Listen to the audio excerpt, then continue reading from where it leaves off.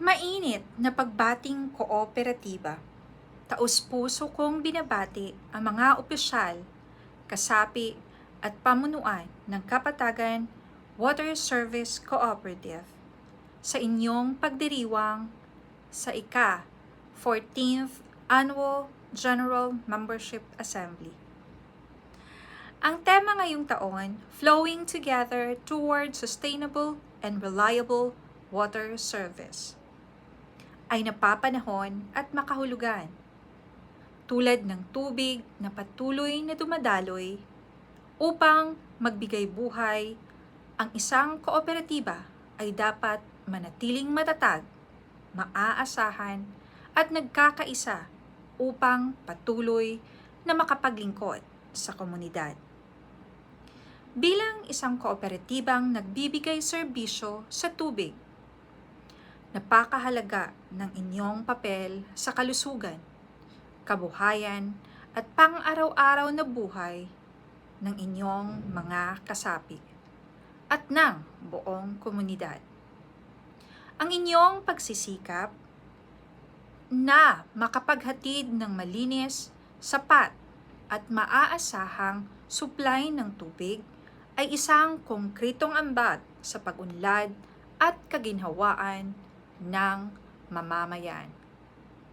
Ang inyong mga adhikain ay ganap na nakaangkla sa Philippine Cooperative Development Plan 2025-2028 na naglalayong palakasin ang mga kooperatiba upang maging matatag sa pamamahala at operasyon, maginhawa sa serbisyong naibibigay at masagana sa paglikha ng oportunidad para sa komunidad.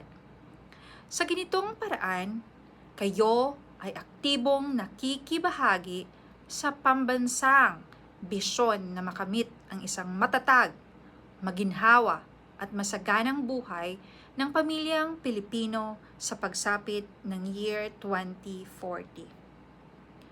Ang taunang pangkalahatang asembleya ay isang mahalagang pagkakataon upang suriin ang inyong mga nagawa, harapin ang mga hamon at higit pang pagtibayin ang pagkakaisa ng inyong kooperatiba.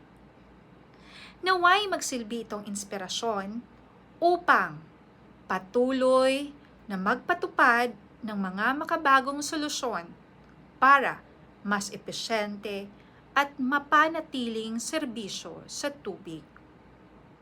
Sa ngalan ng Cooperative Development Office and in behalf of Mayor Joseph F. Cagas, aking pinupuri ang Kapatagan Water Service Cooperative sa inyong patuloy na dedikasyon sa paglilingkod at sa pagsulong ng mga prinsipyo ng kooperativismo.